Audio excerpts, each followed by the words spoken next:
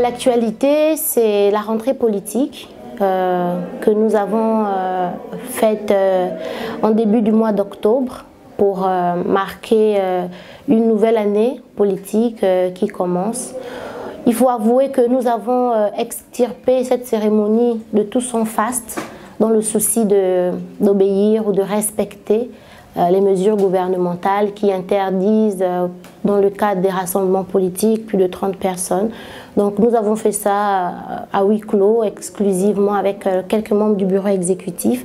Mais nous avons lancé les activités et nous entreprenons, nous envisageons une année politique très chargée parce que nous sommes quand même à une période plus ou moins charnière à l'orée de 2023. C'est le moment d'affûter les armes et d'asseoir les stratégies.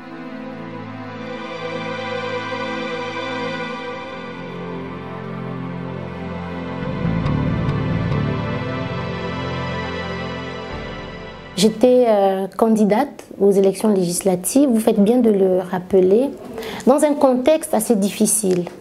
À l'origine, membre de l'Union et Solidarité avec M. Mokani Ouangou, à quelques mois des législatives, il y a un conflit qui éclate au sein de cette formation politique que nous avons bâtie ensemble.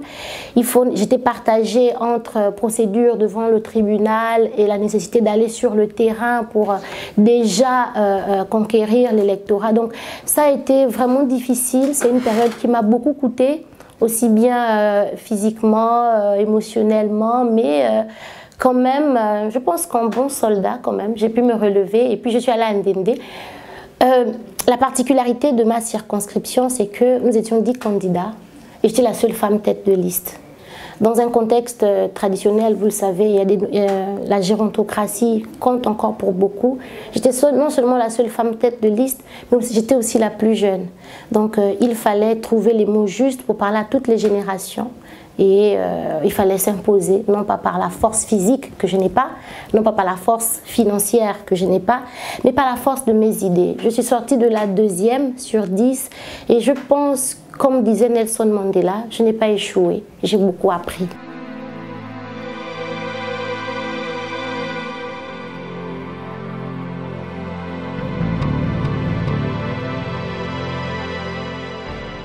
Je pense, et je le redirai toujours, nous avons mal fait, nous, opposition, de ne pas nous mobiliser pour conquérir l'Assemblée nationale. L'Assemblée nationale est une institution de la République qui a pour privilège constitutionnel de contrôler l'action du gouvernement. Si on avait à l'Assemblée nationale plus d'opposants, à l'instar de l'honorable Minot, à l'instar de l'honorable Edgar, je pense que l'Assemblée nationale ferait un véritable travail dans l'intérêt des populations. Mais là, qu'est-ce que vous voulez? On a des députés issus du parti au pouvoir, donc le contrôle de l'action du gouvernement va être difficile avec ce qu'ils appellent la discipline du parti.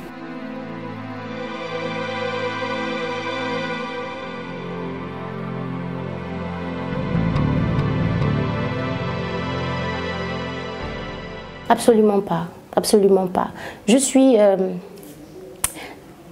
peut-être prisonnière de ma définition de la réussite. Vous savez, depuis que je suis enfant, peut-être sous l'influence de Pierre Mombundu, j'ai toujours pensé que la meilleure façon de faire entendre ses idées, c'est d'être assis autour de la table des décisions.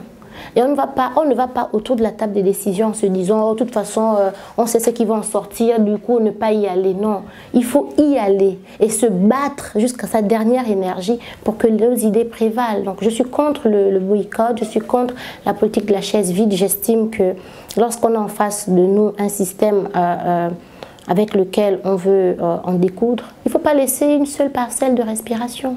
Il faut s'imposer, il faut s'imposer, il faut s'imposer.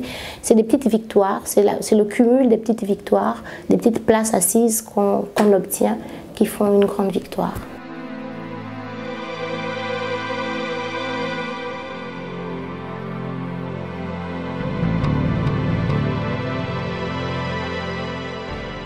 Depuis le dialogue d'Angondjé, les élections au Gabon sont maintenant à 2 tours. Donc, dans un contexte d'élections à 2 tours, on ne peut pas imposer aux gens de s'unir dès le premier tour. Ce n'est même pas stratégique. autant aller en ordre dispersé au premier tour et faire en sorte que l'adversaire commun n'ait pas la majorité absolue pour qu'il passe d'emblée au premier tour, et au deuxième tour, faire des unions stratégiques. Donc, non, nous ne rêvons plus d'une unité de l'opposition. On ira en ordre dispersé au premier tour, et au deuxième tour, il y aura des unions stratégiques. C'est ce qui est stratégique, ma foi.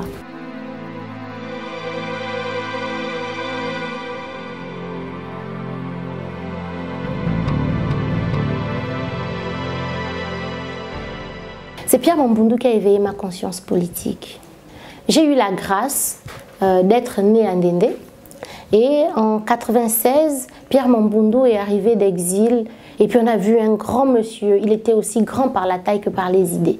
Il nous a bercés avec des expressions comme décentralisation, comme péréquation. Je garde de Pierre Mamboundou le souvenir d'un grand rêveur. Il avait un rêve pour le Gabon. Vous savez, lorsque les gens parlent de la Nouvelle République, moi j'ai vu la Nouvelle République dans les yeux de Pierre Mamboundou à Ndendé. J'ai rêvé de la Nouvelle République. Je n'étais pas encore arrivée à Libreville. Petite parenthèse, je suis restée du CP1 jusqu'en terminale à Ndendé. Je n'étais jamais venue à Libreville avant. Mais je n'enviais pas ce qui était à Libreville, parce que Pierre Mamboundou nous parlait du Gabon.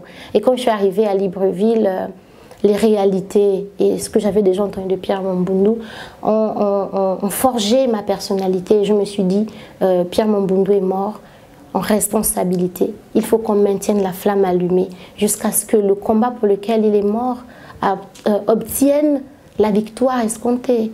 C'était un grand homme, Pierre Mamboundou.